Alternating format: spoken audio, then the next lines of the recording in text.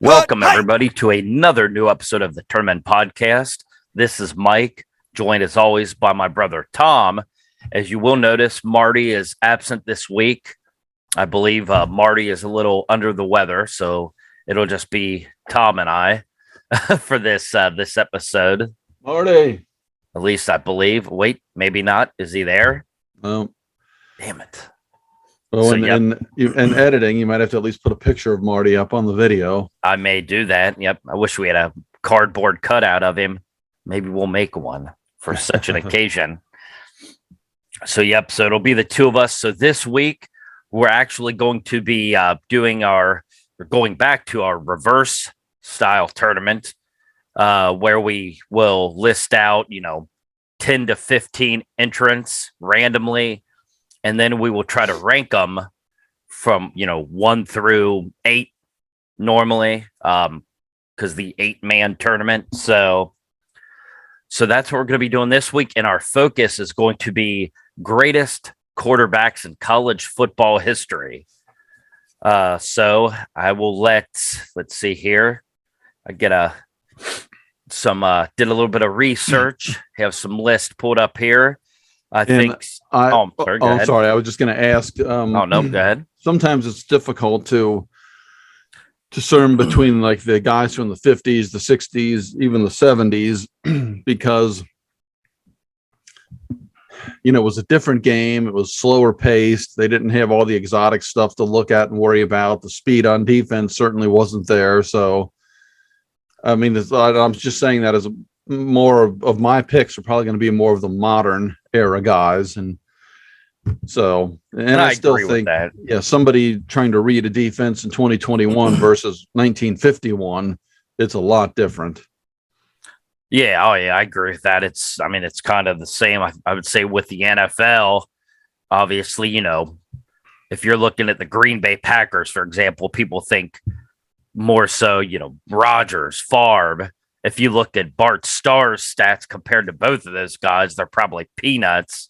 Yeah. Same with any of those guys. I mean, you compare anybody from pretty much the 70s and before to somebody now, heck, guys from the 80s, even as good as Joe Montana, who we've talked about many times previously. Oh yeah. On this podcast. Yeah, Joe Montana, as good as he was, compare him to somebody like, pretty much any of the top caliber guys now, Manning, Brady, Breeze, and his stats are probably dwarfed by theirs, but that's just today is obviously a much more quarterback friendly game. So, yeah. And I also want to throw in, because I've gone through a couple of lists, just try to refresh my memory and see where I wanted to go. And I'm also personally going to consider the school. So the smaller school guys, you can rack up big yardage and impressive stats against the smaller schools. But, for instance, just taking this year as an example, and what Desmond Ridder has been able to do really through his career is impressive. And they say he could be a first-round draft pick from Cincinnati. But doing that against American athletic competition versus, doing it against SEC competition is vastly different. Basis. So I probably will lean towards the bigger conference quarterbacks as well, as we just unfortunately saw just a few days ago. The SEC. Everybody knows quarterback that I choose will be from the SEC, by the way. That is the rule. Maybe we'll just do the greatest SEC quarterbacks of all time.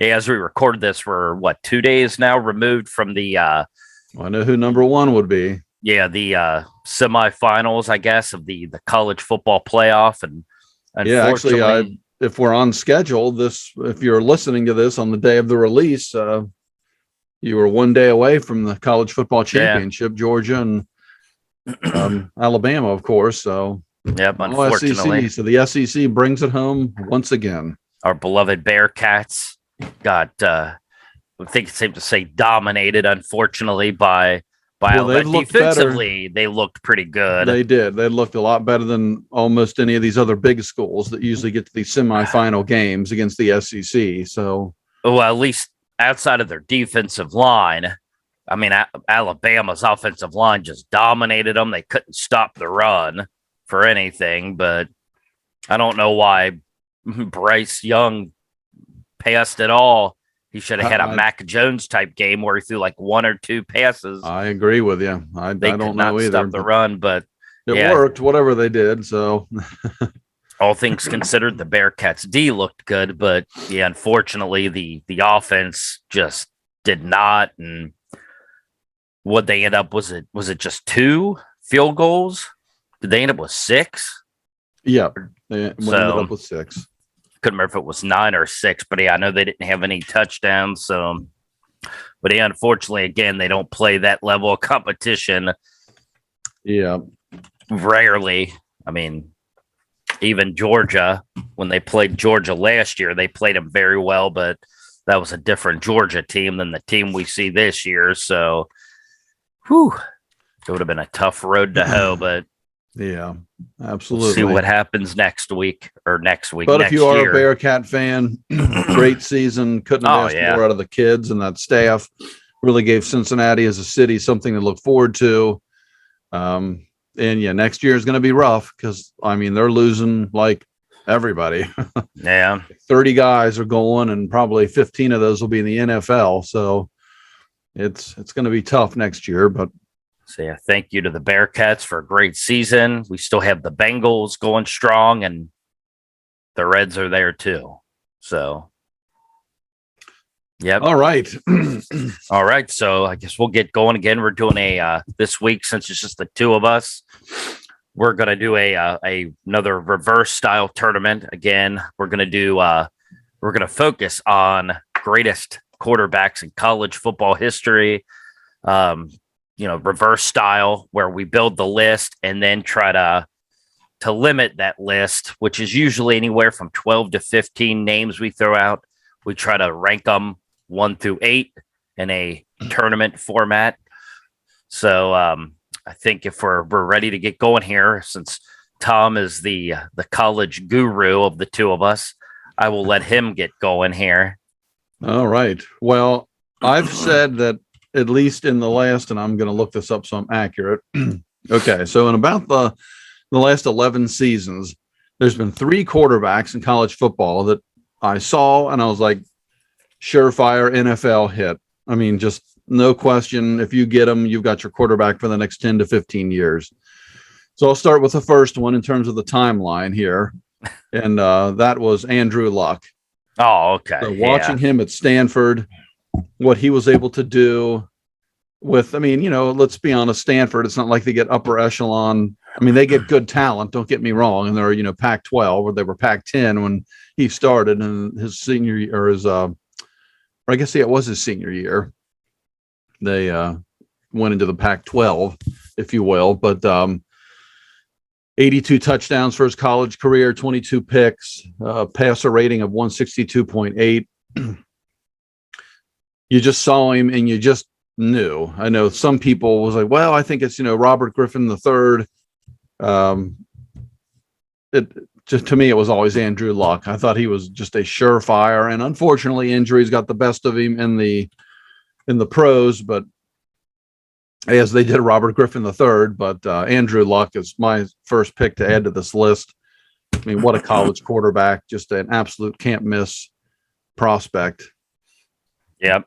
Head of a heck of an NFL career. I mean, God bless him. I don't know if he wanted to walk away for health reasons when he did, or whatever his reasoning was. I mean, people, Colts fans could probably let us know in the comments, but because we're Bengals fans, but we follow enough NFL. I'm almost certain it was a leg injury, and I think he had to have multiple surgeries, and I think it just wasn't healing. Time. So yeah, I guess it was just looking at quality of life moving forward. Yes, and these guys make so much money. It's like, you make the big money on your second contract. Well, I mean, even the rookie deals, I mean, if you're picked high enough, these rookie deals are enormous. Oh, yeah. So, and yeah, he was a heck of a quarterback. And, as we know, some of the guys that may be on this list, we'll see, maybe didn't translate as well to the pro game. But and here's a quick little caveat. Andrew Let me throw Luck this did. in. He was. Well, he absolutely did. So when we talk about these contracts, and I mean, I know these guys are going to have a higher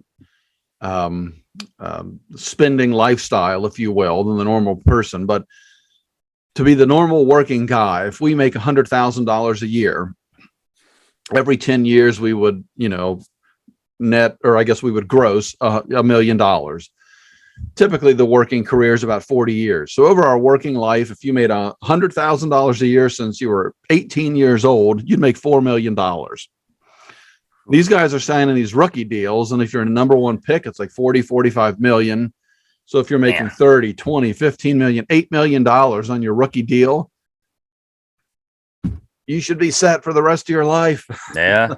I know they're not living in a $200,000 home, but maybe they should be smarter with your money. But, until maybe you do get that second deal and then really, really blow up. But yeah, I mean, and these guys deserve it. Don't get me wrong. The amount of revenue they generate and what they're putting their bodies through. But yeah, I'm just saying, people saying, $40 million isn't that much. And it's really that, once you get past those first 4 years and you sign that first deal, that's where you make your money. Bull crap it is. Who you talking to? Good Lord. It's a slap in the face to the working folks. But anyway, I'm getting off track. I'm sorry. Andrew. Oh, no. Yep. Let's see. Well, we got plenty of room here to add some more guys. So, because there's several that jump out at me, but the first one that I noticed here, and speaking of the Cincinnati Bearcats, this is a man that unfortunately, just cut through UC many, many years ago, like an absolute buzzsaw. I know where this is going. When the Bearcats faced Florida in I forget which bowl game it was. It's been probably 13, 14 years now. That might have been a Cotton Bowl just as well. I could be wrong, but I think it might have been the Cotton Bowl. And that man is Tim Tebow, who I believe he won the Heisman one year, but I believe he was in the top 5 Heisman voting for all 3 years. Had a heck of a career. He won 2 national championships, won the Heisman Trophy apparently in the 1 year when they did not win a national championship, which is interesting. He was a multi-time SEC player of the year, AP player of the year. Just a heck of a career, and a guy that I actually, think could have had a decent NFL career. I mean, I know he wasn't as pretty of a passer, and didn't people have issues with his throwing? I don't know if it was his release. Always hearing about release and so and I've never been one to really, if you have a different sort of release, I mean, you've been using it probably since high school and you've got it down, to a science. If you were able to carve through college defenses, it's different in the pros, but I'm sure you could adapt. It's like, I always say the same thing about the NBA. The greatest shooters that have ever lived, I mean, besides like Ray Allen with his textbook pretty shot. I mean, Steph Curry's shot is not textbook. Larry Bird, Reggie Miller. It couldn't be further from textbook. Reggie Miller straightened his arm out. I mean, but they work on it, and it's their style, and they've become Hall of Fame players. And I don't know. Who knows if he could have been a good quarterback. He certainly was never given the chance. And that's the issue. Yeah, I mean, obviously in college he was great, and even that 1 year as a starter with the Broncos. Went into, I don't remember if it was in Denver, if it was in Pittsburgh, but they knocked off the Steelers in dramatic fashion. And I think it was in overtime in the playoffs. Got a playoff win his rookie season. He got a playoff win over the Steelers. So, and then I think he was benched after that, which obviously he did nothing to get himself benched. I think that might've been when they went out and got Peyton Manning. So, yeah, and when your GM is John Elway and he's evaluating talent, nobody's going to be able to know more. I mean, unless maybe it's Peyton Manning. Yeah. When evaluating quarterback talent, so he knew what he was doing. But I did want to throw in with Tebow the one thing that I think we're going to have a lot of high skilled guys on this list. But the one thing that separated him, and it separates a few others, was leadership. I mean, his leadership ability, all the guys seem to rally around him and love playing with him and for him. And I mean, that's a big separating factor. Yeah. We've got that leadership ability, and it's just natural. Some guys have it and some don't. So, yeah. And I mean, Tebow could pretty much do it all. I know looks like he rushed for just under 60 touchdowns. So in 3 years, that was, just under 20 touchdowns a season. So yeah, he could do it with his arm, do it on the ground with his feet. So yeah, he was a heck of a quarterback and a heck of a leader, and didn't get a fair shake in the NFL, but who knows? So yep, we have Andrew Luck and Tim Tebow so far. Tom, who will your second? All right. I said I've had 3 in recent memory that I knew were just kind of surefire, going to be tremendous quarterbacks in the NFL. I will jump out of order a little bit. Excuse me. I've had this cough. I can't shake it. Oh, no. Well, next week, join me and Marty for another new episode of the Tournament Podcast. But this guy, I think, I'm getting ready to cough again. You talk about intangibles on this list. He's by far is going to have the best hair on this list. Oh, nice. And that is Trevor Lawrence. Oh, wow. Trevor Lawrence. I mean, talk about a dominant college quarterback. And it's not like the ACC is some, powerhouse when it comes to college football. And that's kind of where I was hoping the Bearcats would go. I don't even know if there was an offer when, I thought, the Big Ten or the ACC would be a more natural fit demographically for the Bearcats, but they've gone to the Big 12, which will happen in a couple seasons. But anyway, Clemson, though, got to the playoff, so he matched himself up against top-notch talent and just showed what he could do. And I mean, just Trevor Lawrence, an all-time great in college. And, obviously, like so many others, when you get drafted in the NFL and you're that good, you're going to go to the worst team, and your rookie year more than likely is going to be rough. And I know he's having a rough year, but he's going to be great as long as he can avoid injury, gets the right players around him, right coaching, etc. But Trevor Lawrence, I mean, what a joy to watch for 3 seasons at Clemson. And that's the issue. Said the right players around him. I know he struggled off and on, I think, this season. But also, I don't know who he has, and no offense to the Jacksonville Jaguars. I mean, again, we're Bengals fans. If I lived in Florida or Jacksonville, I might be more familiar with the team. But the only person was James Robinson's the running back, of course, and but the only receiver I know of, I believe, is it Marvin Jones? Yeah, Marvin Speaking Jones of the Bengals. Marvin Jones the third. Oh yeah, and he got hurt earlier in the season. Yeah, but yeah, he got hurt. So, and he's damn good. Yeah, He carved the Bengals up last year. So yeah, and actually, I think he might have got hurt in the game against the Bengals this season. Oh, I believe so. So yeah, we'll see what Trevor looks like next year when he's got all of his weapons back. Because I believe James Robinson's been in and out, and I know they've had other off the field distractions and whatnot. So, all right, let's see here. So Trevor Lawrence is on the list. I'm trying to debate here who I want to have as my second pick. And again, it's not like we're listing them in any order. We're just getting the names out there, and then we'll go back through and try to put them in order from that point. So one of the names here that pops out, this is only one season, but man, this was a heck of a season. Oh, heck with it, just because, man, I'm going to go ahead and say Cam Newton. Oh, I'm looking at Cam absolutely. Newton here. It looks like Cam was only a starter for 1 year, but man, was that 1 year fantastic. He won the Heisman. They went undefeated. One of the greatest single seasons, most exciting seasons, when you're a Bearcat fan. Not the greatest single season. until recently, we haven't had a whole lot to look forward to. But as a college football fan, you're watching all the other games. You want to see those exciting big matchups. And that year with Cam Newton, oh my gosh. I mean, what a season. And the next pick that is going to come out of my mouth is also an explosive 1-year guy.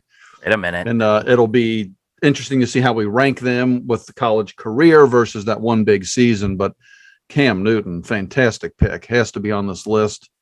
Man alive. What a year that was. So fun to watch. Is your next pick by chance going to be the greatest single season in college football history? Or is that yet to come? Yes. Maybe. Yes. I love it. But yeah, Cam Newton, I mean, 1 year, his win percentage, 1,000. So clearly he did not lose a game or whatever, 1.000. So he obviously did not lose a game, 100% win percentage. 51 touchdowns. My goodness. I said the Heisman Trophy.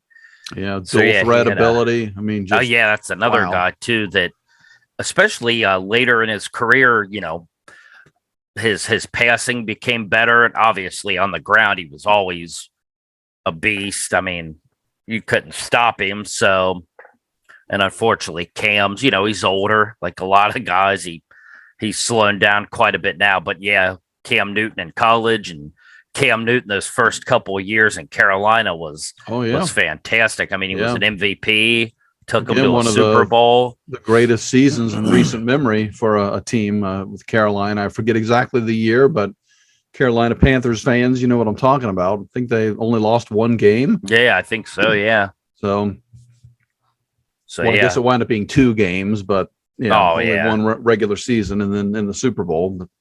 So yeah, Cam, excuse me.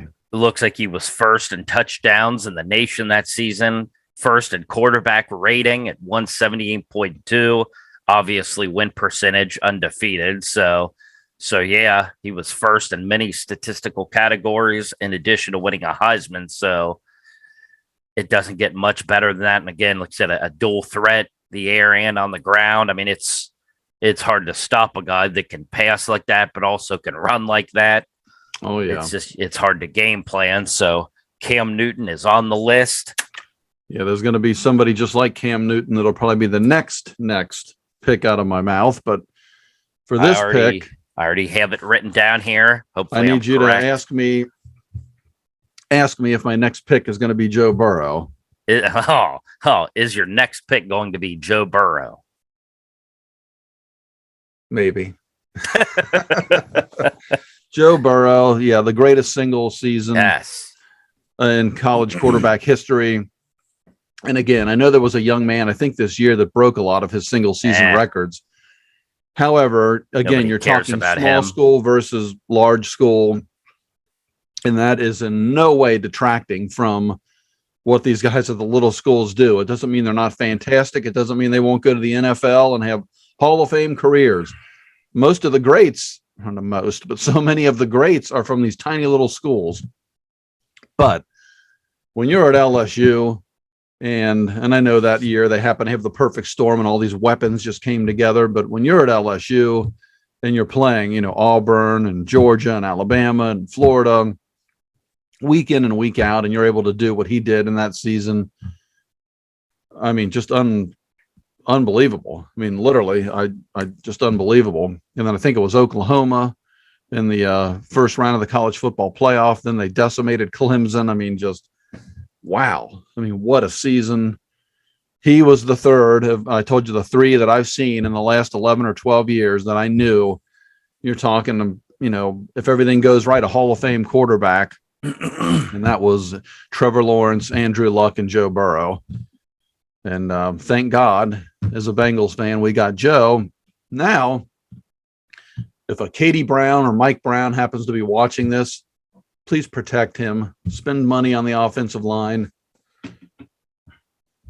Yeah, I agree. Yeah, Joe's, and I believe as of today still, Joe Burrow is listed as the top quarterback in the NFL, according to Pro Football Focus.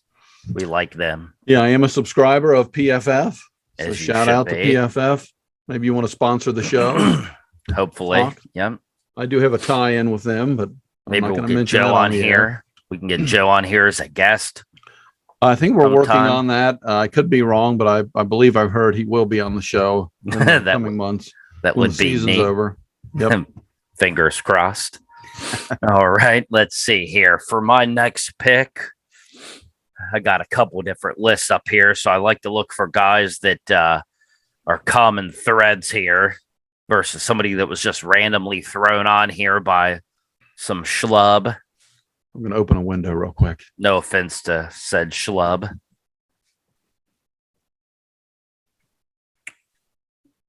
Let's see here.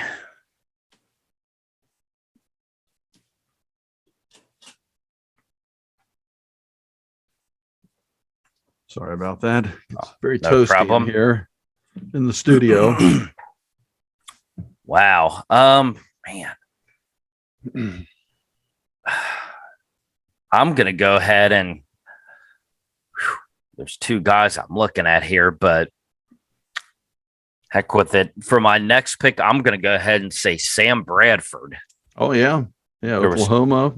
Yeah. Fantastic two guys career. Looking at here. Yeah, again, Sam, yeah, fantastic. Looks like he's got the highest passer rating of all time, apparently, for a quarterback with at least 325 pass attempts in their career. So right there, I mean, statistically, he's got the highest passer rating of all time, at least as of when this list was made. So does it say what his passer rating was? So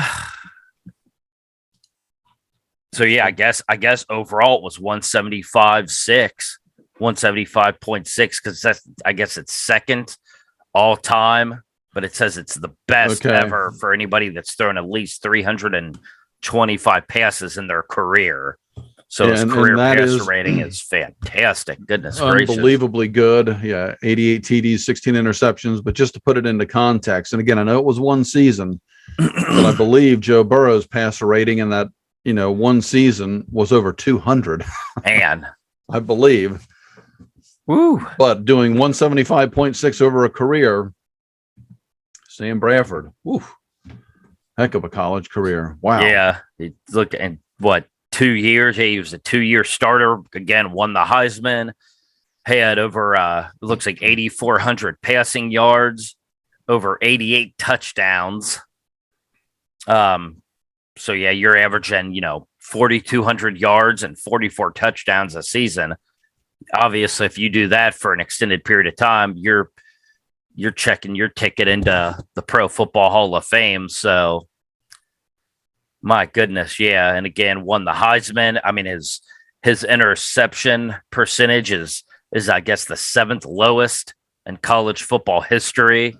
So clearly he didn't turn the ball over a whole lot. Yeah, just a fantastic career. And again, like I said, Oklahoma, because there's a couple guys I've seen on these lists as well that are, like you said, from the smaller schools that it's, I think you said before, no offense to them. I mean, they're doing the best they can against the competition they're facing, and they're having damn good careers. But again, like we noticed recently with UC playing Alabama, it's one thing playing against, other AAC schools, but then when you go against a beast like Bama or Georgia, it's a whole new ball game. So Alabama A&M versus Alabama. Yeah, a little different animal. So, yep, Sam Bradford, I got him on the list. All right. Excuse me. Well, in my next pick, I'd already had him in my head. I'm doing these by memory, and I have two more just out of recent memory and just in terms of college. And then I go in and I look at the stats. So this guy, again, was kind of a one-hit wonder.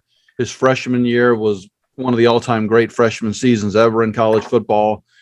He did slip a little bit in his sophomore season. Actually, he slipped substantially in his sophomore season. But what he did that freshman year, I mean, his total career was pretty good too. It was only those 2 seasons. I'd just be remiss if I didn't bring him up. I think he deserves to be on this list. And I also look at the school. it's a bigger conference school, and it is something where how they were before he got there was substandard. He took them to a different level, and then when he left, they fell off too. So that's Jameis Winston at Florida State. I mean, what a season in 2013. I mean, Jameis just unbelievable. 40 TDs, only 10 picks, 185 basically rating, just threw for over 4,000 yards.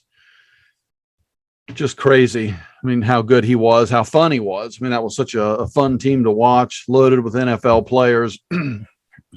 But he's got to be at least mentioned on this list, if anything, because of that one season. And we have a couple of one-hit wonders. Normally, it's their last season is the one-hit wonder season, where Jameis, it was his first. And then in his sophomore season, he dipped. He had 25 TDs and 18 interceptions, but Jameis Winston, definitely. Nice. Fun to watch. Well, I already have my next pick written down here. I'm actually going to go ahead and go, and this is another guy that, if you look at just his passing stats, I mean, they're not bad by any means, but this guy was and still is a dual threat to this day. He's actually currently in the Bengals division. Hint, hint. I'm going to go ahead and go with Lamar Jackson. Yeah, I mean, took Louisville to a different level, got him on the national stage. Yeah, because Lamar, again, you look at his passing statistics alone, and they're not bad by any means. I mean, his first year wasn't as impressive, even though, I mean, he still had a rating of over 126, but his sophomore and junior seasons passed for over 3,500 yards. He averaged around 30 touchdowns in the air for each of those seasons, but on the ground as well. Looks like he led the ACC in rushing those last two seasons for a quarterback, which is impressive. He was rushed for over 1,500 yards, it looks like, each of those seasons. Had 21 and 18 touchdowns respectively on the ground alone in his junior or sophomore and junior season. So, in the air, it's not bad by any means, but when you look at the whole package, and he's still doing it to this day, I mean, again, that's something that's just, it's hard to game plan for. I mean, you can, stack the box to stop him from, or at least try to stop him from running. He can throw it. If you try to, drop guys back to prevent the pass, he's going to break off a, 15, 20-yard run on you. So it's like, how do you really game plan? That's just, it's impressive. Like you said, I mean, Louisville, I don't really know, who knew a whole lot about Louisville football prior to, 2015, 2016. So he took them to a whole new level. So Lamar Jackson, you made my list, buddy. Lamar made the list, and I'm going to transition. I'm going to segue away from the person that I was going to select next and go with somebody that was going to be on my list later. However, I'm thinking this was probably good because in terms of the original Lamar Jackson, comment below. Do you think this is a better Lamar Jackson? Who would you take in their prime? In terms of throwing stats, this player wasn't overly impressive, but they were one of the greatest, if not the greatest, dual threat quarterback in college football history. Took a good team, predominantly year in and year out, a very solid team, but just good, and made them great for a couple of seasons and very hard to deal with. And if you haven't guessed by now, I'm talking about Michael Vick. Oh, wow. I mean, what he was able to do with his feet to lift Virginia Tech to a different level was just unbelievable. I mean, and then to transition into the NFL, and he was just, took the Atlanta Falcons to a Super Bowl. I know this is college only, our list here, but excuse me. I mean, Michael Vick, in terms of college quarterbacks and just dominance, overall. He's got to make this list, or he's got to be discussed to be on the list. That's for sure. Yeah. Whew. I'm looking here to let me actually go ahead and before I forget, let's write Michael down. And you have to let me know when we're going to stop and how many, because I've got at least a couple more already pulled up that I want to mention. We can do a few more here. This will be 10. So I don't know if you want to go. We can either do 12 or 14. So all right, well, I've got 2 more. So if you want to go, I'll go. Then you go, and then I'll go. Okay, because we can start rating these guys. Sounds good. And while we're discussing that too, ladies and gentlemen, if you have not already done so, please consider liking this video if you've made it this far and subscribing to the channel. We would really appreciate that. We're on the cusp of 3,000 subscribers. I think we're 100 or 100 plus away from 3,000. So we would really appreciate that. We are undermanned today. We don't have Marty with us. So Marty, get well. Any help we can get, it probably would help Marty feel better if you subscribe to the channel as well. So do this for Marty. We'd appreciate it. All right. Oh, wow. Let's see. I'm looking here to see. Let's see. There's a couple, again, there's a couple of guys here that jump out at me, but I think I'm going to go ahead and go with, I'm going to go with Matt Leinart. Oh, it's a name that I've seen a few times here. He's been bouncing around in my head. I just kind of kept skipping over him, but yeah, Matt Leinart again, more than deserving. 3 years, he finished with just under 100 touchdowns for his career. So, I mean, he passed for 99, so averaged 33 touchdowns a season. Had a rating of just under 160 for his entire college career. Obviously, was a winner, won a national championship. He was a Heisman Trophy winner again, like so many of these guys were.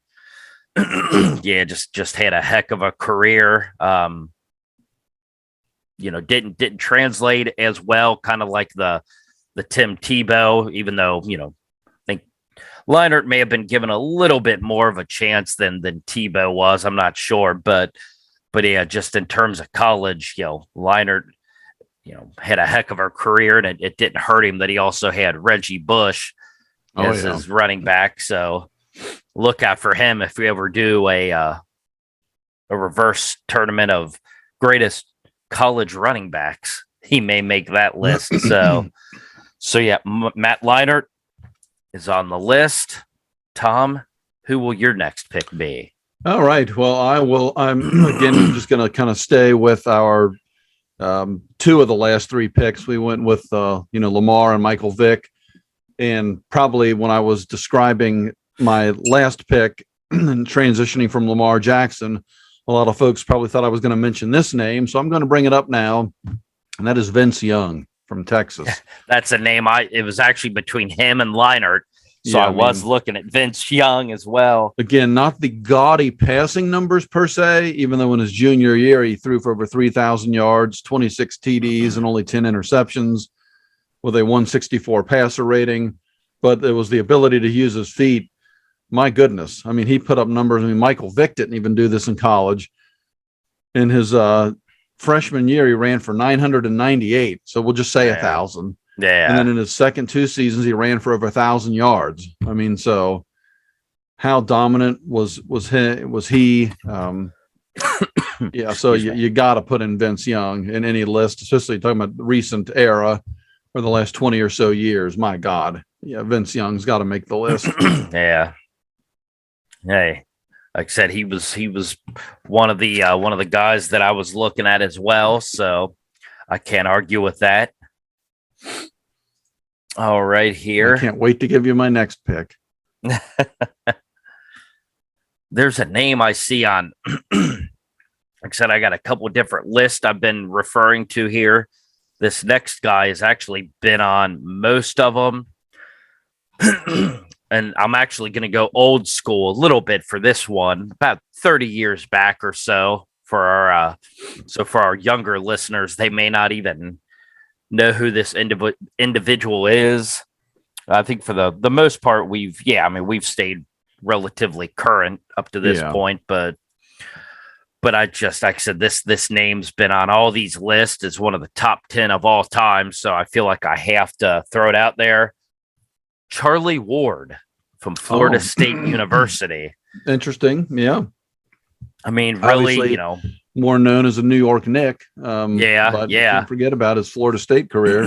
yeah, that's true. He's known more for his time in the NBA, but his last 2 years at Florida State, 1992, 1993. I mean, he threw for, in the air wasn't as impressive, but then again, it was 1992 and 93. The game has evolved quite a bit in college and in the NFL since then. So, but his junior year threw 22 touchdowns, threw 17 picks.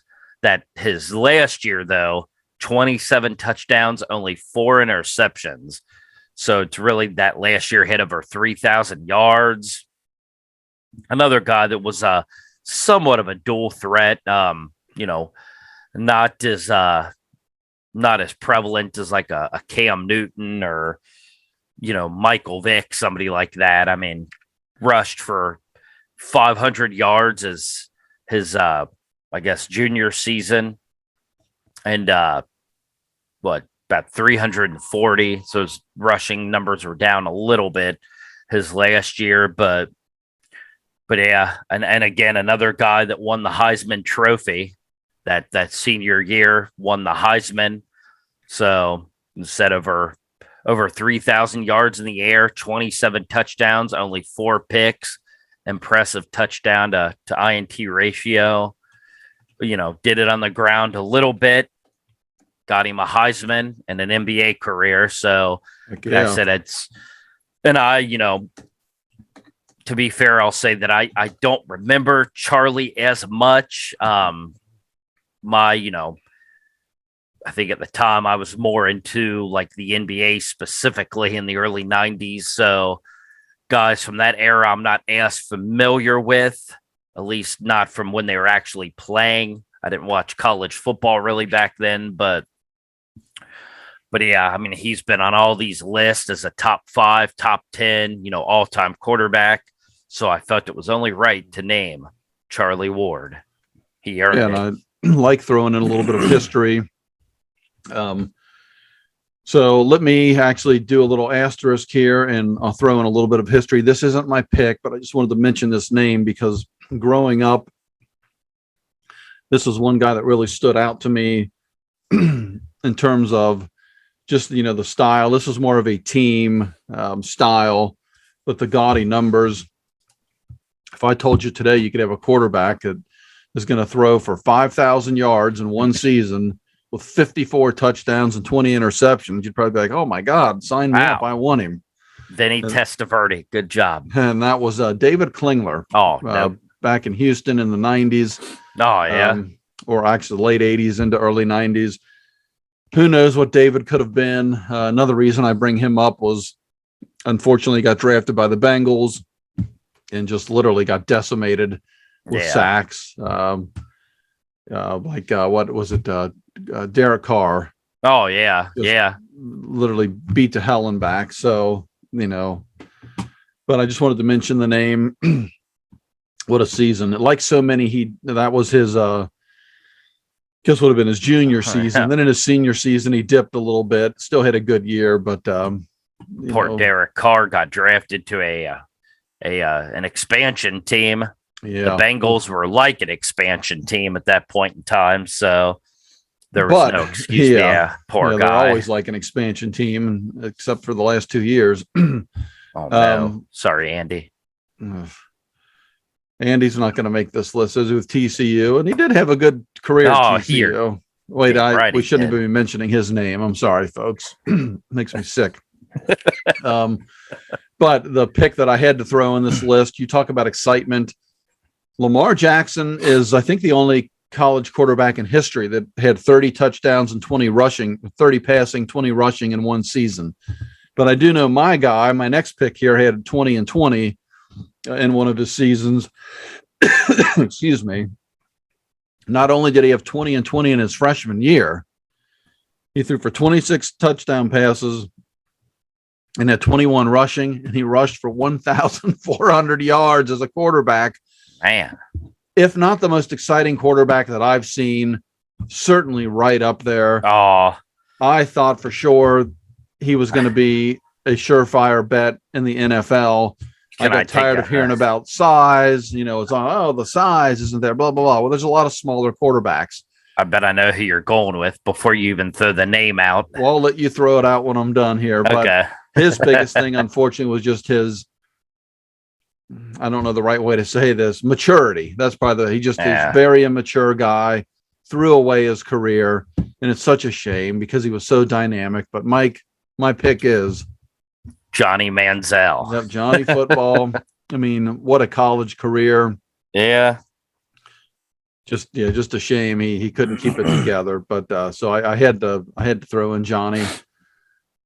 Yeah, I mean, he did have a heck of a career. And I looked at his name as well. He said, unfortunately for him, just some of the off the field issues really hindered him. Let me ask you this now as we get ready for our ranking portion of the show here. Are we going to judge this off of career, or is it just going to be like impact? Like if you had one great season, you could be number one, or we see that's a good question. Man,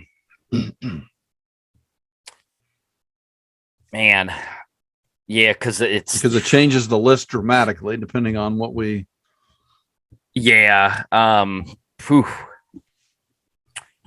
That's a very good question. If you can't tell, we're again, with Marty, kind of a last minute thing with Marty, falling ill. And so, yeah, we were that's actually going on the fly here. Yeah. So yeah, literally this idea drummed up like 2 minutes before we went on the air. Yeah.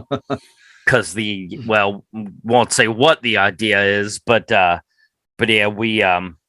we're going to go in a completely different direction this week before Marty wasn't able to join us. So yeah, we're going to hold that off for a few more weeks here. So yeah, just a minute or two before we started recording, we kind of came up with the idea here because we're right in the thick of the college football playoff. So, what better time to talk about college football quarterbacks? So here we are. So, yeah, because like I said, you got some guys that did it over 3-4 years versus like Joe Burrow, who did it over 1 year, but it was a heck of a season. So I don't know. What are your thoughts on that as far as how to rank these? Like I said, it may change the. Yeah, that's tough because if we're going like, a lot of times I use the criteria and I'll skew it for this, but if we had we were the new AD of a college football team and we had our pick of any one of these quarterbacks, who would we take?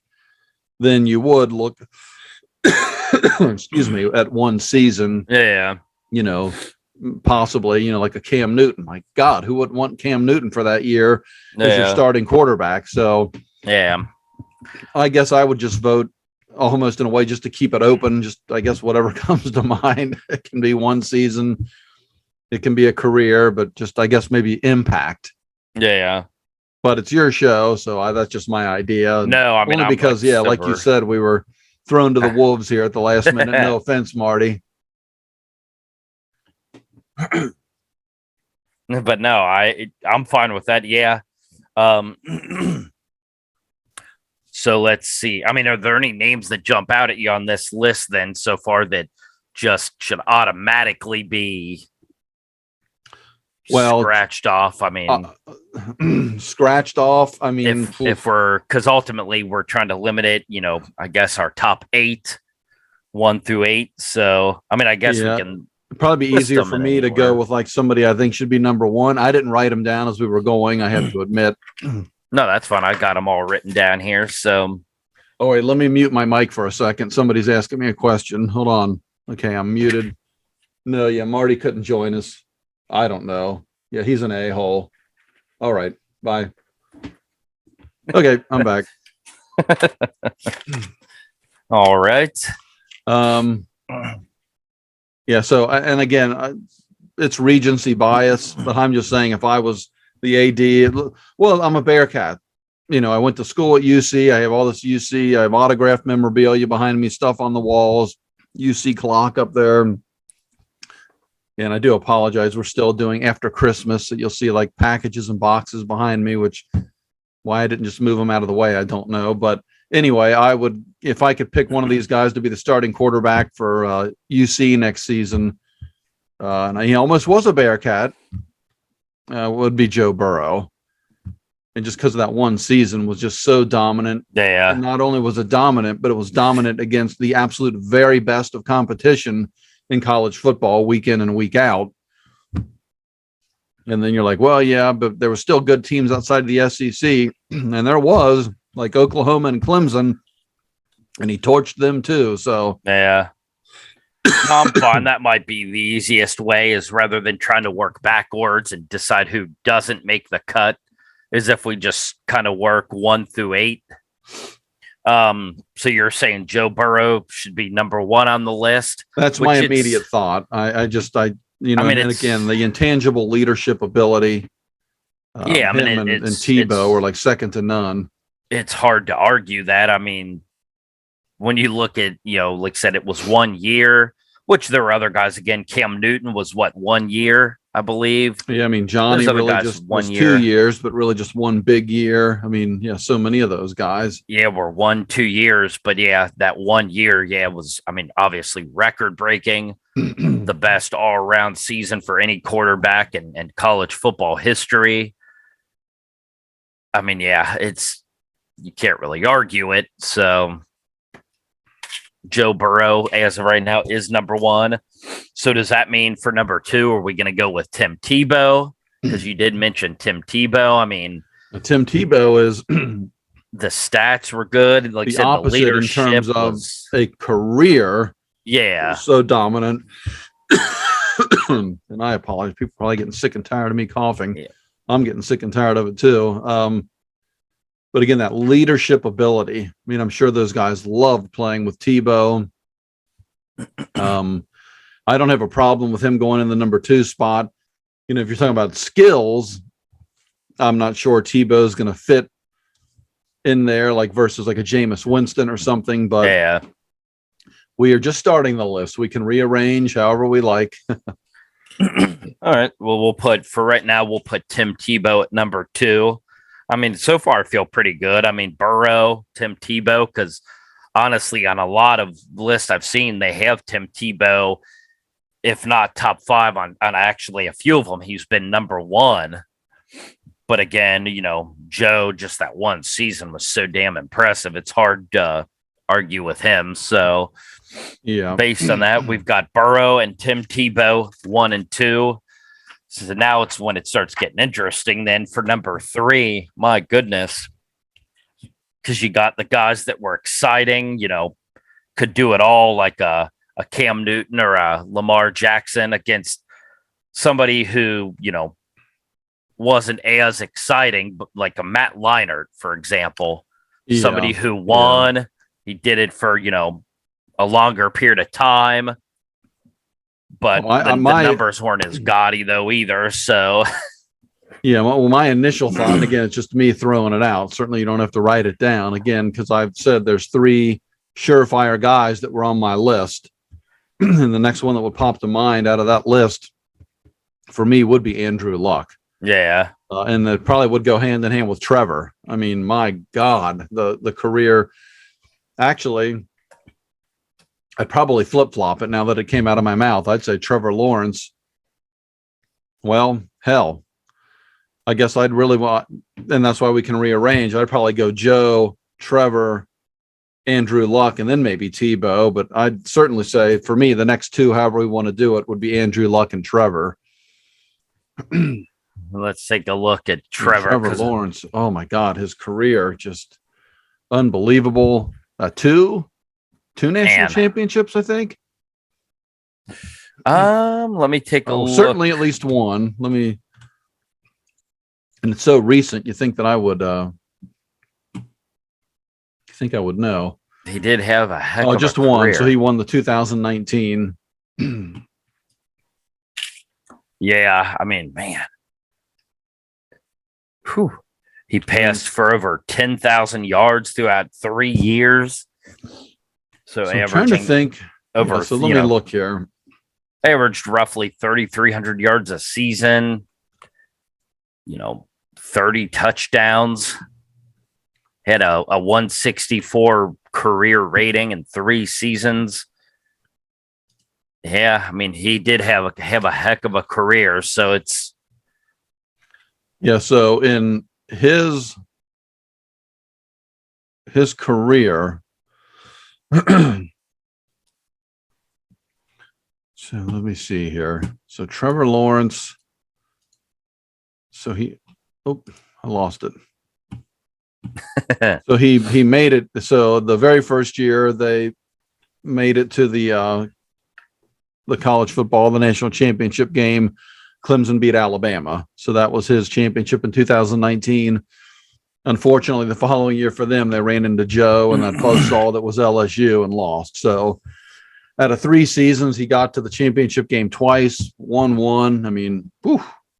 And as we all know, pretty much any other school, a fan of any other school that's watching this, unless you're Alabama or Georgia or Clemson or Oklahoma or Notre Dame, you basically can't get into this Final Four. That's why we were so proud of the Bearcats for making it.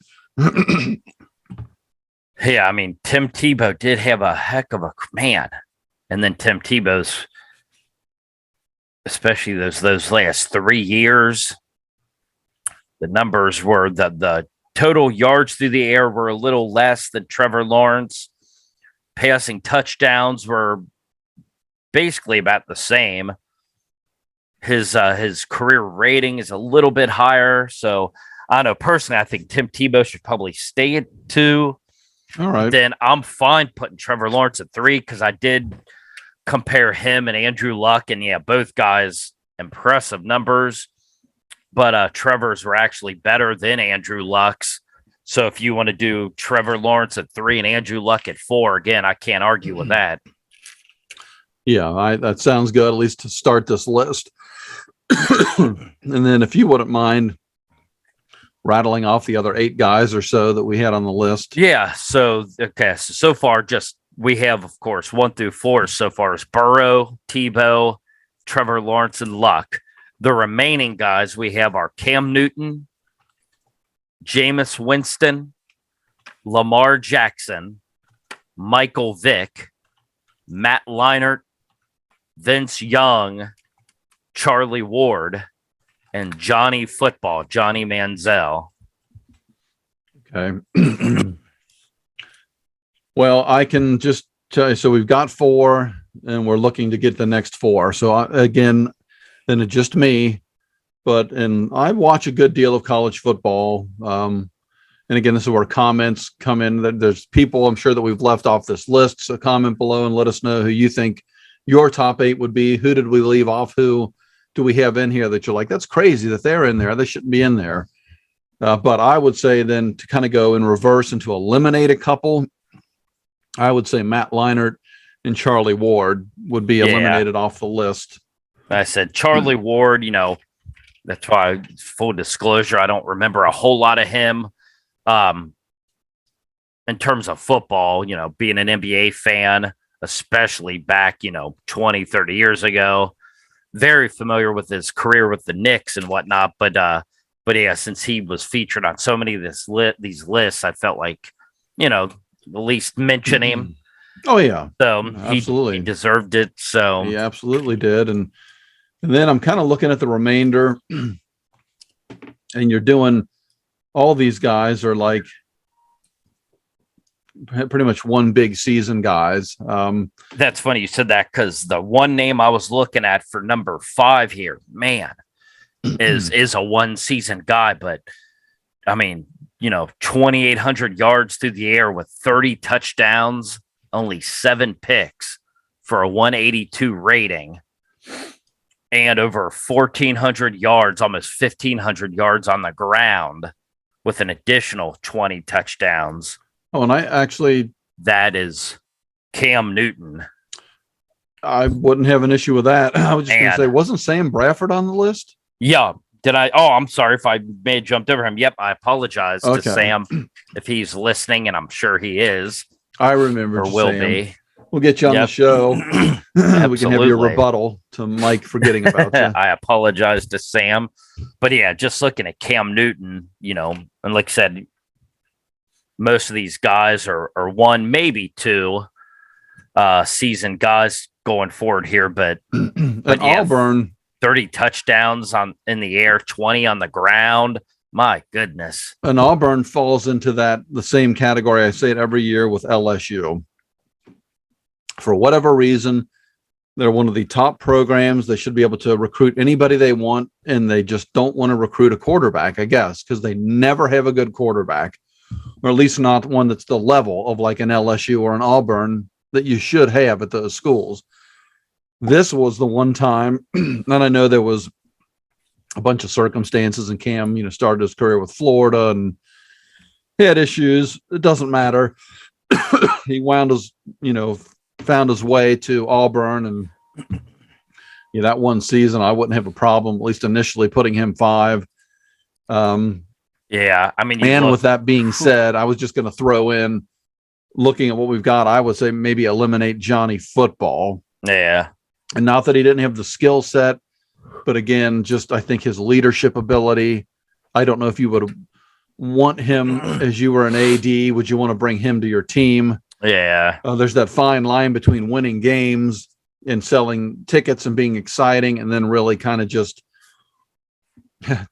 this sounds terrible. I'll just say what I was thinking, adding an unsavory element to the team. And no offense, Johnny, I don't think he was an unsavory element, but I just don't think he was I think just that maturity issue. Oh, and the leadership, I think he would agree. So I'd say let's eliminate Johnny Football, and that'll leave us with 5 guys for 3 spots. Yeah. And I mean, so far, because coincidentally, the guys that we have ranked 1 through 5 are actually the first 5 guys that we added to the list, from the get-go. Okay. So, I mean, we can't really, I guess, argue too much with that. So, yeah, so the remaining guys we have for these last 3 spots are Sam Bradford, Jameis Winston, Lamar Jackson, Michael Vick, and Vince Young. So, And we have Jameis too, right? Yeah, I think I did name Jameis. I'm sorry. Yeah. Okay. I wanted to make sure I didn't forget anybody that second time around. As we whittle the list down, then that's why I start looking for somebody to eliminate. And again, the first one, well, man, it gets tough. This is tough. Yeah, this is tough now. Wow. And I'd say eliminate Michael Vick just for what he did as an adult, but I don't hold that against him as a dog owner, and Mike as well. Yep. I can't find that stuff even remotely acceptable, but he paid the price for it. And well, the first name, because obviously, like Lamar Jackson was such a dual threat. The first name on this list that jumped out at me as a possible elimination, but man, I don't know if I can do it there now that I'm looking at these numbers. Is and I agree. Sam Bradford. Again, no offense to Sam. For some reason, it was just that was the first name that jumped out at me was Sam Bradford's to eliminate. But then when I look at those, man, he must have been hurt, or he was hurt, wasn't he? His junior year, obviously. He only played 3 games. Yeah, that was the story of his career, was injuries, unfortunately. But those first 2 seasons, my God, 36 touchdowns. His freshman year as a freshman, 36 touchdowns, over 3,100 yards. His sophomore season, over 4,700 yards, 50 touchdowns. My goodness. I can't in good conscience get rid of numbers like that. Yeah. I'll allow you to do it, but I can't do it. Yeah, that's a toughie. My goodness. Because when he was playing, he was great. It's just, could you keep him on the field? Yeah, Jameis Winston, man. Whew. Winston had good numbers too. My goodness. This is when it gets difficult. I don't know. I mean, the least impressive numbers out of these remaining guys looks like it may actually be Michael Vick. Yeah, Michael didn't. So you got Michael, Vince, and Lamar, who were predominantly feet. Jameis and Sam were, pocket passers. Yeah. Not that matters. I mean, it just, if you're good, you're good. I don't care what your style is, but. So I think maybe, I don't know, my next guy out, just from looking at what all these guys did, would probably be Michael Vick. I mean, his 2 years. Somebody's got to go. So weren't as impressive. I mean, he had 13 touchdowns, 5 picks, then 8 touchdowns and 6 picks. So his numbers weren't nearly as impressive as a lot of these other guys. So I don't know. For me, I think Michael Vick should be the next one out. All right. Yeah, I was thinking that, but. So we have to get rid of one more guy to narrow this list down. Then we got to rank. Gracious. Yeah, let's see what Vince Young did here. Hopefully not a lot. Now, I am old enough to definitely remember Vince Young in his prime, but man, Vince. See, Vince is just like Vince and Lamar Jackson. I mean, both of those guys had, pretty impressive numbers through the air, but then when you add on what they did on the ground, my goodness. But then I said Sam Bradford's numbers were, like NFL numbers. Yeah. Whew. And then, you kind of look at Jameis Winston and you're like, okay, year number 1, 4,000 yards passing, 184 rating, 40 TDs, 10 picks. But then year 2, the same amount of yards pretty much, but rating went down 40 points. Yeah. 25 TDs and 18 interceptions. I mean, whew. And I don't want to, and like I said, Sam Bradford, those first 2 years were amazing. I won't hold it against him because he got hurt that third year. That was a heck of a season. So out of these remaining guys, I think I would probably get rid of Jameis. I could agree with that. Yeah. Okay. Because usually you want to see your quarterback getting better. Like Joe Burrow, even though he just, had the 2 seasons at LSU. I mean, certainly the second one was better, where Jameis did drop off. And then you're looking at somebody here like a Vince Young. He did progressively get better. So yeah. Like I said, Sam Bradford was hurt that last year, and then Lamar again. Man, Lamar's stats were. I mean, he definitely improved from year 1 to 2, and we're looking to fill out 6, 7, and 8 right now with these last 3 guys. And then in years 2 and 3, Lamar's stats were relatively the same. I mean, his rating went down from 148 to 146, so not a big drop, but his yards on the ground went up a little bit, pretty much the same. So he pretty much held steady as well for those last 2 years. So yeah, it looks like for 6, 7, and 8, we have to decide between Sam Bradford, Lamar Jackson, and Vince Young. Well, in terms of who I would want, and just the gaudy, I mean, just taking the last 2 seasons, for God's sakes, this guy had 3,000 yards passing, or 3,500 yards passing, 1,500 rushing, 30 TDs passing, 21 rushing. Lamar. His junior year, 3,600 passing yards, 1,600 rushing. I mean, I don't know how Lamar doesn't get 6 and maybe not even move up the list. So, yeah. I mean, right now I'll put him at 6, and we can revisit that here. So then 7 and 8. I'm almost. I mean, Sam was progressively getting better, and then he got hurt. I'm almost more likely to put Vince at 7 and Sam at 8. Again, the thing was, Vince was getting better too. So yeah, it's Sam's numbers, not, of course, counting that injury-plagued season. Sam's numbers were so damn impressive. Oh my God. But on the flip side, somebody like Lamar, Vince, that not only, obviously their numbers through the air weren't nearly as impressive as Sam's were, but Sam also didn't rush for over 1,500 yards. And that's something to take into account too, because just that versatility, like I said, trying to game plan it's one thing to game plan for somebody that's a passer, but to game plan for somebody that can pass, but then can rush for 1,600 yards is a whole nother ball wax. So I don't know. What do you, I mean, yeah, well, I actually would, my just immediate thought would be flip it. I would just that sophomore season for Sam was amazing. Yeah. That's why it's so unbelievable. And you're thinking if he got better and then in his junior season wouldn't have been injured, I mean, he would have been basically throwing for 70% completion percentage, 5,000 yards, 50 TDs, and single digit interceptions again.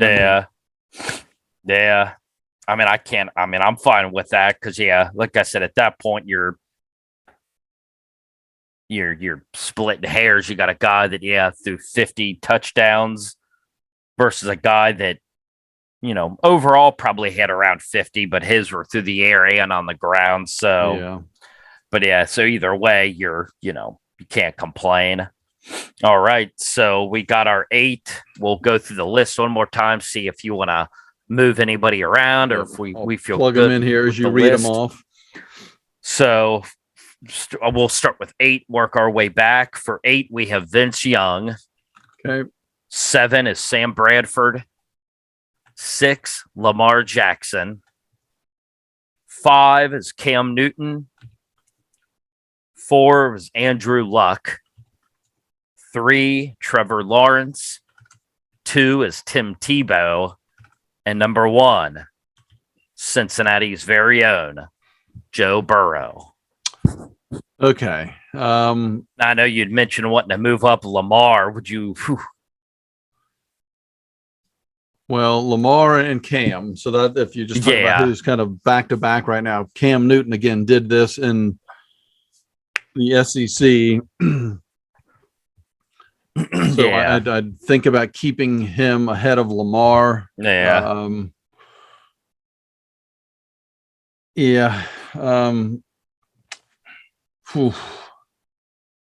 Man, I'm kind of comfortable with 6, 7, 8 being Vince, Sam, and Lamar. Well, you think Lamar swap with Vince basically? So Lamar would be 8th? No, or keep them where they're at. Yeah, I think I'm comfortable with that, at least from the outset here. So then I'm just looking at, Joe Burrow against Tebow. I'd still rather have Joe Burrow. Yeah. I go down a notch. I'm sorry. Go ahead. No, I agree with that. But Tebow Tebow had the numbers. He was, obviously won a national championship. He was a Heisman winner. He was Heisman finalist, I think, was 3 years, I believe. And like I said, maybe the leadership skills in that too. Bowl game. That's why I want to move him down. I'm going to put Tebow at 8, but that's all right. Yeah, I mean it's just hard to knock him down, but and I know you like Tebow at 2 because then I was like, well, then you do 2 versus 3, Tebow or Trevor. I mean, I don't know. I'd probably lean Trevor, but I'm okay with Tebow being 2. Yeah. So if Trevor would be locked in at 3, then it's Trevor, Andrew, and Cam. Yeah. So then if you had to argue, and I'm taking Trevor Lawrence over those two all day. Yeah. Then you want to flip flop Cam Newton and Andrew Luck? I mean, maybe there because, again, Andrew wasn't facing the competition that Cam was, and Andrew never took them to the heights that Cam Newton did. So, yeah. And again, this is college. This is college quarterback. I mean, Andrew Luck's stats were impressive, but yeah, I mean, Cam, let me look at Cam one more time here. I mean, Andrew did have the numbers. 2. Oh, man. Cam. So, yeah, Andrew did it over 3 seasons. Cam basically did it 1 season. Yeah. I mean, overall, his 1 season was very impressive. I think I'm almost pressed to stick with Luck, though, at 4. I just agree. Because he did it over. I mean, if Cam would have done that over 2 seasons, then I would say, hey, let's swap them.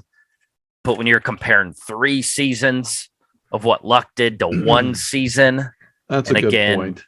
Cam's 1 season was fantastic.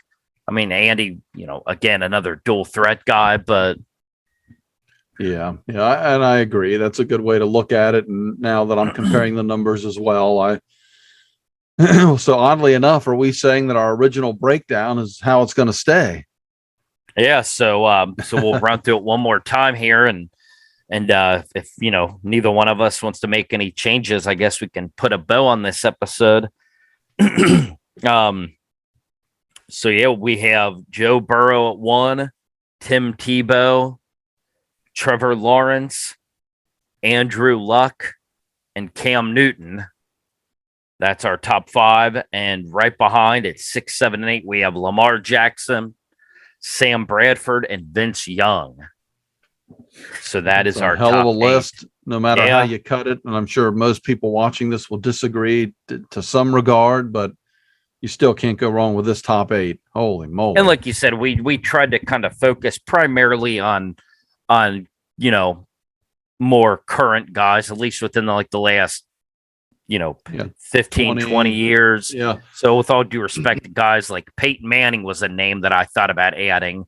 I mean, there's a lot of guys you can't really, obviously, Peyton had a heck of a career in college and obviously in the pros. So, and just take it, as I kind of think that the best way for us to look at this, I did it from the perspective of the Cincinnati Bearcats. If you're watching this and you are like Colt Brennan and all the records that he had with Hawaii. Yeah. If you're a Hawaii fan, if you're a Florida A&M fan, Alabama A&M that I mentioned earlier, et cetera, whoever your favorite team is, and you had a chance to have, one college quarterback, who would you want leading your team? As a Bearcat, I would want that Joe Burrow on my team. Yeah. And I can disagree a little bit with Mike on the Tebow Trevor, but you weren't going to go wrong. If you had Tebow, then you'd want to have Urban Meyer as your coach, but hell, I don't know. Would you? Well, maybe if you're Tebow, not if you're Trevor Lawrence. That's true. But yeah, and that's why there are other names like Kellen Moore was the name that jumped out. But again, Boise State. Yeah. And I tried to eliminate the small school guys. Not that they had great seasons, and we're a small school. I'm a Cincinnati Bearcat fan. So Colt Brennan is a name here right here. So I understand, and I feel for the small schools. But when you're doing it against, even like with Trevor, you're like, okay, well, the Atlantic Coast Conference, are you serious? Yeah, and they're not a great football conference. But we had enough of a sample size of him playing against the bigger schools in bowls that you could see what he was capable of. So yeah. So all right. Well, I don't know if you have anything else you'd like to mention. Well, actually, I will throw it out there real quick before we close out this episode again. Like Tom mentioned earlier, if you like what you hear, and we know you do. Oh, they do. Please give us a thumbs up, subscribe. You can hit us up on social media. comment. We love comments. Let us know what you think of this list. If you agree with all the guys, if there's anybody we should have included or excluded, if you disagree with the order, let us know. We said we love the comments. We try to read them all. So, comment, subscribe, like. Let us know what you think. We appreciate the support. Did I say support? You did. The support. That We're going too. to trademark that. We also appreciate the support. Both of them. Yep. Support. But we're all flustered because Marty didn't join us today. And you guys did have one episode without me. And now this is our first episode without Marty. So Mike is the mainstay here at the Tournament Podcast. Yep. So far, so good. Never missed an episode. Knock on wood. All right. Well, if you don't have anything else to add here. I do not. Yeah. That was a good show. And hopefully, coming out just in time for the college football championship game, we'll, get some good input from folks. And I will throw in, take a look. Mike mentioned social media. If you're watching this on YouTube, take a look at our Linktree link. So we just started a Reddit thread, and we, are looking for ideas from folks on like podcasts, and we do different things here on the show. We do these sort of reverse rankings, if you will, reverse tournament. We have a lot of other formats, straight up tournaments. We do these quick hit challenges that we've been doing the last couple of weeks where we do like drafting challenges. So any ideas, you'll hit us up on Reddit, but if you hit Linktree, you'll find us Twitter, Reddit, Instagram, new Facebook account that we just started. Insta. So there you go. All right. So, like I said, we appreciate the support and thank you for tuning in. We will catch you next time on an all new episode of the Tournament Podcast. Thank you.